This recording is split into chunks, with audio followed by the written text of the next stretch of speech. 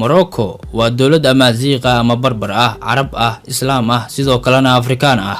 Waxaa dhanka Carabiga loo yaqaan Maghrib oo ah galbeed. Sababta ay magacan u qaadatayna waa iyadoo dhacda galbeedka fog ee qaaradda Afrika. Waxaana muuqaalkan ku dul istaagaynaa xaqiiqooyin ku saabsan mid ka mid ah dalalka ugu deganaanshaha iyo nabadda badan caalamka.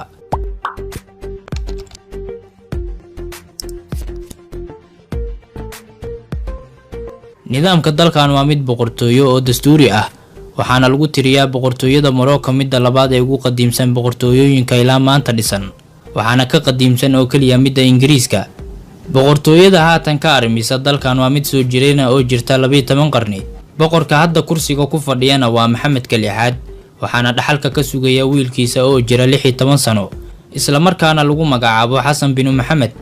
Sida rasmiga ah dalkan ma lahan ilo nafto iyo gaaska dabiiciga, sidaas oo ay tahayna dhaqaalihiisu waa mid horumaraya. Morocco waxay dhacdaa goob istiraatiiji ah iyadoo Yurub u jirta 15 kiiloomitir oo kaliya. Waxaa dhanka waqooyi ka xigta badda dhexe ama badda Mediterranean-ka, halka dhanka galbeed ay kaga beegan tahay badweynta Atlantic. Tani ayaana Morocco ka dhigtay mid isku xirta qaaradaha caalamka haatan iyo taariikh fogba.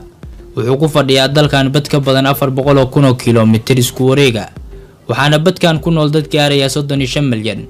Dalka Morocco ama Maghrib waa dalkii ugu horeeyay ee aqoonsaday dalka haatan awoodda isbidaya ee Mareykanka kadib markii uu helay madaxbannaanidiisa 4 Julaay 1776, balse Morocco waxay aqoonsatay 1777, waxaana magaalada Tangier ku taala safaaradda ugu qadiimsan uu leeyahay Mareykanka.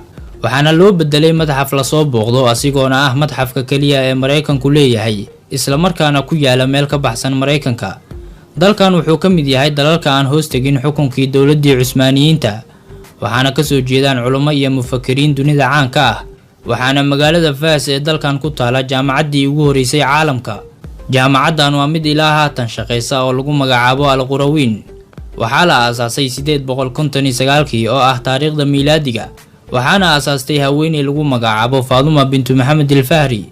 UNESCO ayaana jaamacaddan u aqoonsatay mid ka mid ah dhismooyinka ugu qadiimsan caalamka, ayadoona sidoo kale lagu daray buugga Guinness World Records.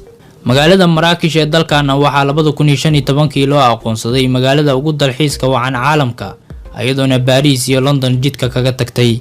Sidoo kale wuxuu leeyahay dalkan magaalada caanka ah ee loo yaqaano Casablanca ama Guriga Cad. Magaaladan ayaa ah midda ugu weyn dalka Morocco, sidoo kalena waa caasimadda dhaqaalaha ee dalkan.